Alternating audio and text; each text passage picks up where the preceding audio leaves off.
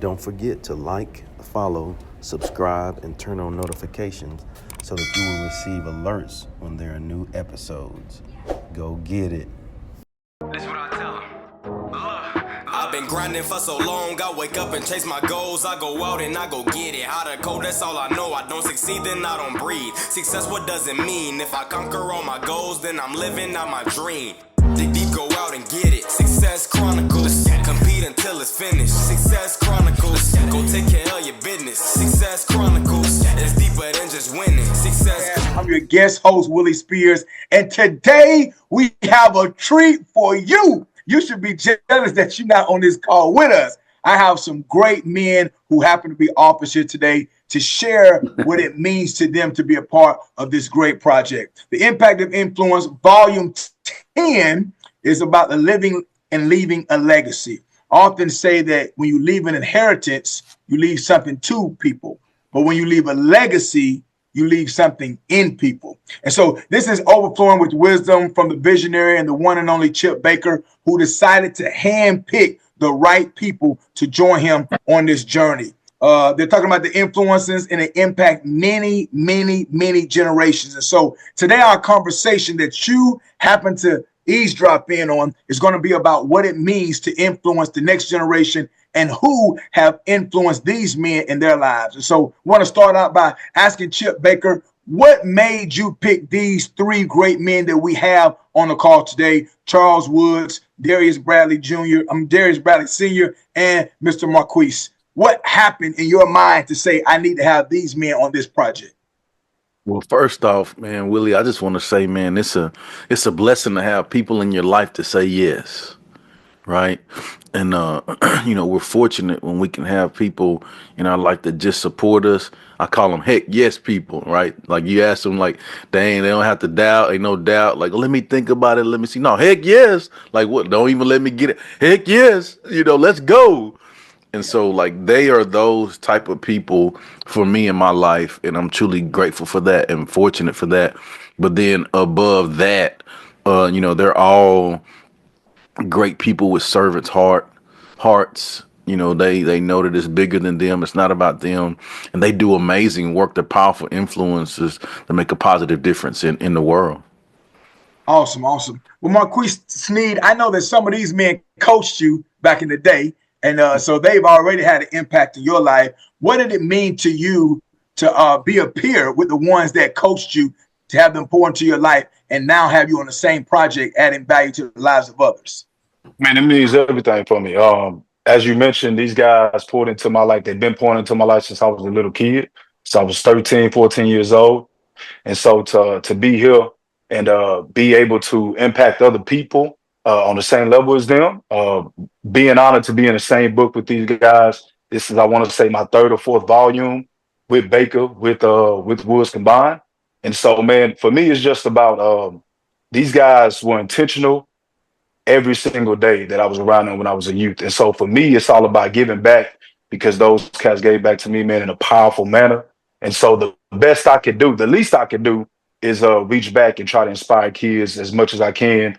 And if anything, try to live up to the expectation that they set. So for me, it's a full circle moment. I'm always excited, like Bake said, like Wood said. Well, like Bake said, every time, they reach out, I'm always itching, to hop on board, man, and just be a part of anything that they're doing, anything that's positive. I'm always looking forward to being a part just to help their help with what they're doing. Just to be an extension, man. I'm always excited to be a part of anything that they're doing. I love it. And Wood, he talked about your influence in his life and you all being a part of the other series. Tell me a little bit about the series and tell me how this series is different than the other books, Impact of Influencers. Man, being a part of the other series, just a blessing because Chip he was the one that got me into writing books, and kind of like we talked about when I first started in that first volume, it was a time for me to reflect on some things that I hadn't really thought about or reflected about in life. You know, you grow up in a situation where you just every day you wake up, it's about doing and going and making sure that today is better than the next day. And I'm trying to make improvements. I'm trying to accomplish goals and get to a certain place. Sometimes you don't intentionally take that time to reflect. So these volumes of books gave me a chance to reflect on life and how those people that I ran into throughout my journey in life, they actually impacted my journey, and they made me what I am today. So it was a great time to reflect. It was just a blessing for Chip to even get me started with this piece, and then to dig down into this last volume, volume 10. This was hard for me. Like, this was real hard because I've never been a person to kind of think about legacy. Like I said before, I've been on go, as a kid, just trying to make sure that I'm doing what I need to do to reach a certain goal or a certain peak in life. So never really thought about legacy. So this made me dive in and think a little bit more about legacy and take a deeper thought into that. Think this is a great thing that Chip did. It's something we can pass on to family and friends and those loved ones and those supporters that are around for eternity. It's in writing. So it's been a blessing. It's been great to be a part of this project. Awesome. Great answer. All right, Darius, tell me, what was your thought process in writing the book? And also, what was your experience with being a part of writing about legacy, impact, and influence? Because as Black men, there's an influence there. Coaches and teachers have an influence. Community leaders have an influence. And I don't think many of us think about leaving a legacy. All right, like Will was just saying, we think about right now. I got to can all I get and get all I can and worry about now. And so what was your thought process as you was writing the book, trying to figure out, what does legacy mean to me and what does it mean to impact and the impact of influencers? Absolutely, Brother Willie. And again, man, thank you just for having us today, man. I just want to extend my love, my agape love once more, man, my gratitude and my respect for each and every one of you guys. Our Brother Chip has been very instrumental and influential in my life, man. I thank our Heavenly Father for blessing me with my go-get-it twin brother, like I like to say, man, because we both scream out, go get it. But that's my big bro, man, and I have nothing but love and respect for him, along with Marquise, man, and Brother Charles as well, man. But yeah, man, I've been in several of the Impact of Influence series, man. Blessed to be a day one, with the series, man, and how it cultivated my life, man, and how it continues to do so. And so for me, man, I live in an atmosphere of gratitude with an extension of reciprocity. And so through the series of these books leading up to volume 10, man, the cultivation period has been just ineffable, man. We have pruning, we have purging, and we're able to do all of that throughout all of these series. And so, as being an individual in the book, along with so many great collectives, I've learned a great deal. And so I know I have people and things that are dependent on me.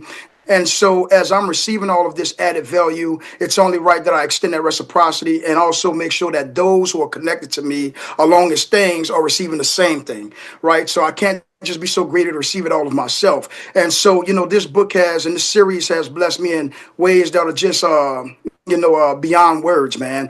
And so I said that to say this. You asked, what was it like to write? It's always a reflection period for me, right? You have to go back to where you've been to continue going to where you are headed to, right? And it helps you in your current state as well. And what I mean by that, trials and tribulations are a part of every heartbeat that we experience, right? You're going to have your ups and downs, but what are you going to do about them? Are you going to stay in character? These books mold you, sculpt you, provoke you to stay in character when you want to get out. The flesh is a serious thing, but the word of God is even more serious, man. And so for me, I've been able to reflect on who's in me, who I am, versus and compared to what's going on in the world, the trials and tribulations, the circumstances, and also show my boys, my two sons and my daughter and my wife of 28 years that daddy's not just writing a book, even though that's cool. Daddy's just not an author and a speaker, even though that's cool. Dad is a kingdom man first and foremost over everything. And so if this is the assignment that God has given to me as a divine encourager, it's just not a name, it's an assignment, right? Divine encourager means God's message.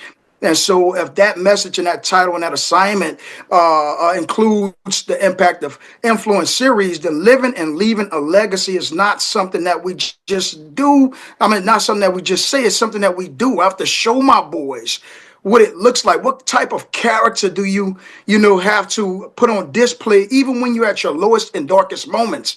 Do you become someone who is unconditional? Because to have agape love, that means unconditional love, right? So no matter what it is that I'm going through, like Brother Chip and I like to often say, you have to grow through what you go through. And then I like to include, you have to press through your tests, because that enables you to stretch and get to the blessings that God has set before us. So to leave a legacy, you have to show that you're living something that's worth following, something that's worth calling a pillar and or a foundation. So I have to show those who are following, looking up, watching, like we all like to say, you never know who's watching you. And if we don't know how many tomorrows remains for any of us, then every step that we take, that one more step beyond the one we're currently at, then someone is watching how, why, when, where, what, and all of that matters if you're going to leave a legacy for them to then follow that formula and begin to pave their own way as well. So living and leaving a legacy is very, very, very, very serious to me, man. I take it because it's our life that we're talking about, right? So if you're telling someone they should breathe this way, walk this way, have their heartbeats invested and depleted and over in this direction, then you have to make sure that you're giving them something of substance, man. And so I took every word of this book, every meaning I wrote about my dad. My chapters, no matter what, and that's just being unconditional, no matter what you're going through. Right? You continue to press because God said we can do all things through Christ who strengthens us. And I believe that so much so that I live it every day. And I encourage and influence everyone that's looking to me to do the same. I love it, man. Hey, if you're watching this and you're just thinking about getting the book, that right there should make you go get it. Like that right there should make you, I gotta go get it. Now, Chip, I want to ask you this. This is a personal thing, and if we want to edit this out, it may be too personal. You may not want everybody to know your business, but I believe you're a Dallas Cowboy fan. Is that correct? Uh-oh, here we go. Is that correct? Yeah, man. Just being a Texas guy, man, I love all Texas sports. I'm gonna just put it out there like that. That's a very broad answer. Texas has 1,000 teams, 50 pro teams. That's not the right answer, but I just don't understand why you won't own it. You won't own it. But what I noticed is the book is Pittsburgh Steelers colors. The book is black and gold. I'm not a marketing genius. I'm just asking the question, what was the goal of the book? Was the goal of the book to add value to people's lives, or was the goal of the book to say, hey, we can't get to the playoffs, but at least when we get to it, we win. They get to it and can't win. Like, why is the book black and gold? And more importantly, what's the goal of volume 10? Man, so first off, bam! That's right, man. That's right. Go get it. Go get it. I think first off, man, the color scheme, I think for me, we've done all different colors in the series, right? And this is the last one in the series. And so for me, I think, you think of gold being the best. This is for, old school for platinum and all of those things, right? But you think of gold being like the pinnacle, right? And so for me, man, the color scheme came because of that. But even deeper than that, legacy, I think, is the pinnacle of your influence, right? And so in our lives, man, legacy is so huge. And like my guy Wood said, sometimes for some of us it's difficult because, we're just thinking a lot of times in the moment right now, the grind right now, the experience right now. But man, I'll just share this, and I write about this in my chapter.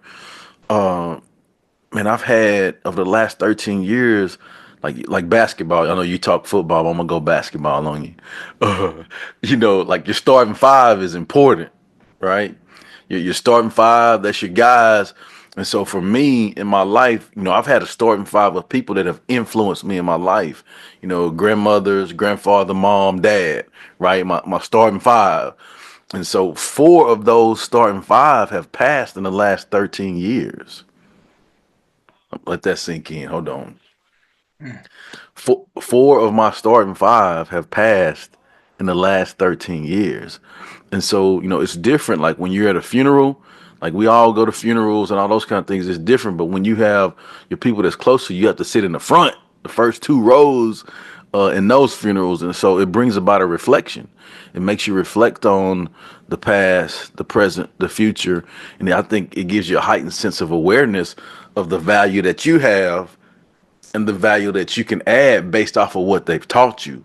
And so for me, in my chapter of this book, it's about that, man, just sharing, those things, the lessons learned on, and the things I'm striving to do to not just leave a legacy, but man, dang, live a legacy every moment of every day. Yeah, I think that's so key, man. I have a classmate in the hospital right now, man. We're praying for him, and spoke at a funeral about a month and a half ago of another classmate. And so it's so sad, but it's part of life. One thing I love about books is books outlive people. And so many times we drive by the cemetery, many books are in the ground that were never written. We can't get that back. We like those, it's over. They can't give us any more information. My grandmother can't tell me any more stories. But if she would have wrote it down, I could still read those stories. And so, Marquise, what does it mean to you to be a guy that's writing stories that will be read when you are long gone by your children, by your grandchildren, by your relatives, by people you've influenced? Like, what does it mean to you to know that what I put in this book is going to leave a legacy, like literally leave a legacy? What does that mean to you when you think about that? You know what is funny, just to kind of piggyback off of what Bake said, at some point in time, we're not going to be here. And so for me, man, it took me a while to kind of, formulate my ideas and formulate, where I wanted to go with this, and actually think about, okay, what is it and what is it and who is it that I come from, and who are the people that have shifted and molded me. And so, for my chapter in particular, I talked about my grandfather, and I think about the legacy and the core principles and values that he set, not only for myself, but for my entire family. And I try to implement those core values, those principles, man, that he speaks into me, every other day. And so, when it's funny, I've been thinking about my legacy, man, for a very long time. I've been in education for going on 10 years now. Pray for me, hanging out with those kids. It's a joy, man. I love it. And I got some educators in here, and so they definitely know the fun, yet the strain of it at the same time. But I wouldn't want to be doing anything else. And so I can recall as in college, man, I was playing ball, and I never wanted to be just a ball player. I wanted people to, if people were going to talk about me, I wanted them to say, hey, man, that guy kind of stands for certain things. And it's just not the ball, but it's more so about the principles and the way that I'm living my life. And so when I think about my nephews and my nieces, man, I try to, every time I'm around them, I try to give them a little bit of something. I try to pay attention to them. And I know, man, at some point in time, I'm not going to be here, and that's not morbid or anything like that. But I want to live my life in a way to where, with my family members, when they remember me, they can go back, they can look at this book and know that, hey, it's not just words, but those are actual things that Marquise stood on. And so it was a beautiful moment, man, to actually write something of this magnitude, of this focus, just because I know, I got some pretty avid readers in my family. And so I want them to be able to give this back to and pass down from generation to generation. I love some core values and principles, just some kind of key bullet points that I feel like my family can strive to try to implement in their lives. So for me, man, it's about, understanding where we come from as a family and understand who we come from, being, having my grandfather set the tone and the attitude and the approach on life of how we as the Sneed family, of how we should conduct ourselves, on how we should go after the things that we want, our dreams and things of that nature. And so for me, it's all about, just passing along those core ideals that I've gotten from other guys, Woods and Baker included, but also my grandfather. And so, allowing those points of wisdom of great words, and encouragement and example, allowing that to be passed down to people that are going to come after me. So for me, it means everything. I think about these cats that have laid a fundamental, a grounded legacy. I talked about this in a few other interviews that I've been on with these cats, and they've just not impacted myself, but there's about 6 other guys. There's 6 other guys that I hang out with, man. We call ourselves the seven. Kind of corny, but these guys are my brothers. And man, we talk about Woods and Bake all the time, and how they've impacted our lives. And so, man, it's just about giving back to the next generation. Giving them something back that they can hold on to, and hopefully, what we give and the words that I put in this book, hopefully, is something that they can implement, and hopefully it helps their lives. I love it, man. I love it. You talked about being an educator, man. I was an educator for 20 years, and I want to tell you, man, I believe a teacher will impact more lives in 1 year than most people will in a lifetime.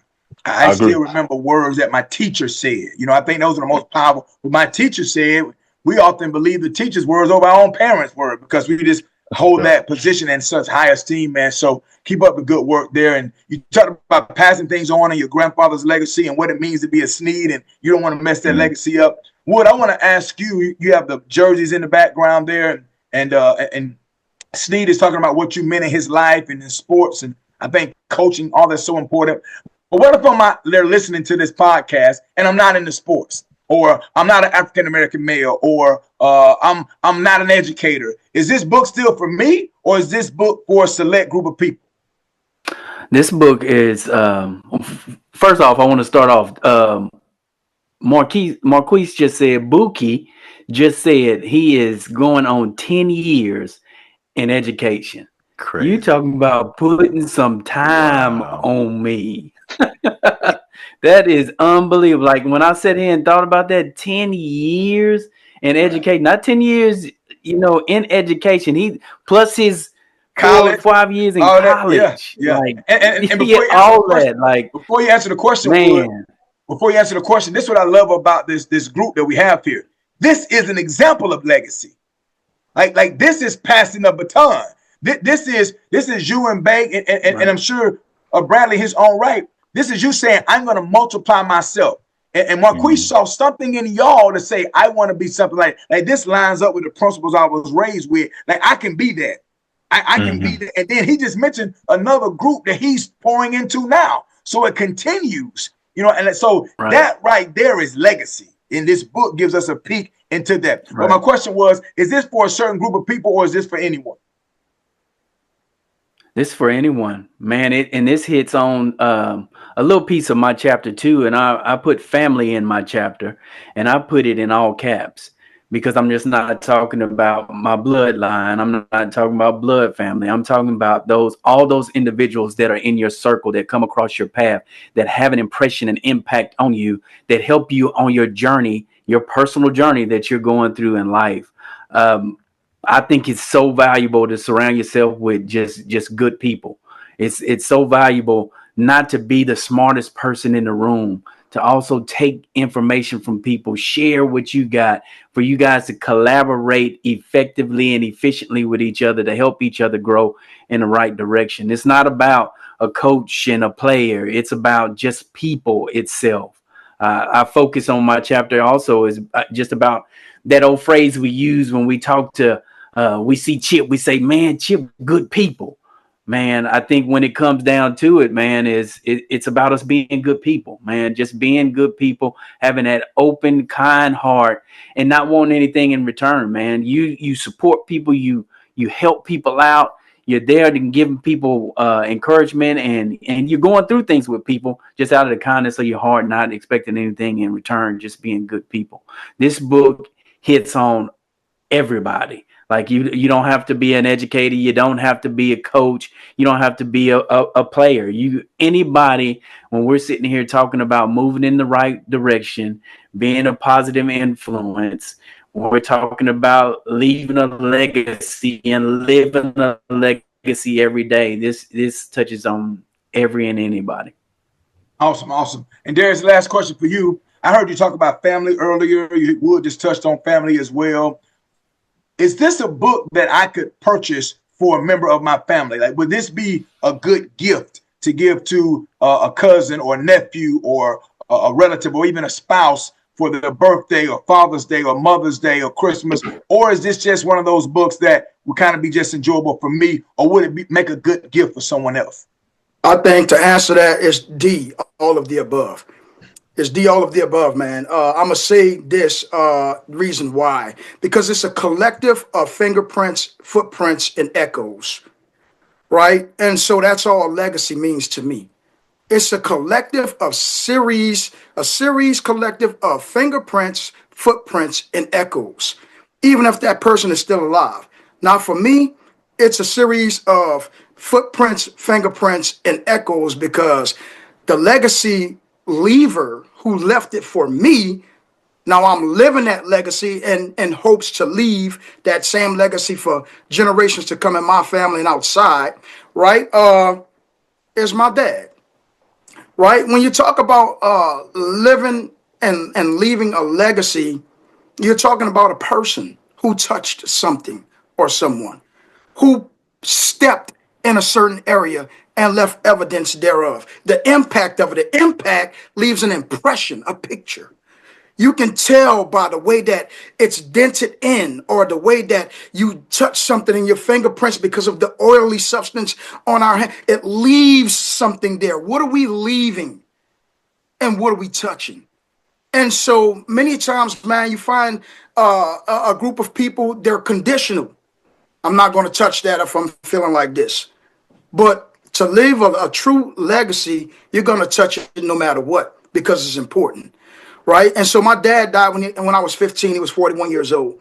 And he died of colon cancer, right? I'm from New Orleans, born and raised, man. And it was very trying times for me without a dad and some of those critical moments. But my dad made so much of an impact and impression that I was able to go back and reflect upon that. Even in his absence, he was present. And so I think that when we're thinking about living and leaving a legacy, will we be present even when we're physically gone? And that's what's going to turn things around. That's what's going to encourage those to continue pressing forward, even when they feel like there's nothing left. So for me, I'm not about the articulation, but I am about the resuscitation. Because when you're choking, I don't need to be a cup of peanut butter. I need to be that cup of water that you need right now. You're choking. My words are here to fill your lungs and make sure that they're not collapsing. My actions reflect the same. And so, yes, I can dress it up and polish it up. But if I'm not getting in the dirt of it, the grind of it, the midst of it, all of the things that are polished are only standing because of what we don't see. So when we speak about legacy, we're talking about the foundation that the house stands upon. My dad left such a foundation for me that I don't want to be a room alone. I don't want to be the upgraded cabinets alone. I don't want to be the lone driveway and the square footage of the back. I want to be the very thing that's making that all possible to stand. And so when we talk about living, I'm living that legacy because the trials and tribulations, I'm not tapping out. And my sons and my daughter and my wife and those who are looking towards me, upon me, at me for this strength of encouragement, for this, GPS, godly positioning system, I call it, right? Because I do everything by the word of God. If you don't tell me to do it, then I'm not doing it. I tried that. It didn't work out very well for me. So if I want to leave this legacy, which is a formula, I have to show you the ingredients needed with the proper measurements, because I promise you, gumbo don't taste the same when you put too much salt in it. I promise you that. I promise you, and if you leave some crabs and some shrimp and some sausage out, I promise you it don't taste the same. So you have to put those main ingredients in there that are needed for you to have the nourishment and for it to taste good even when it don't look good. Because you know why you're doing it. Your reason, your why, and your purpose is going to enable you to do so. And so my chapter is titled, No Matter What.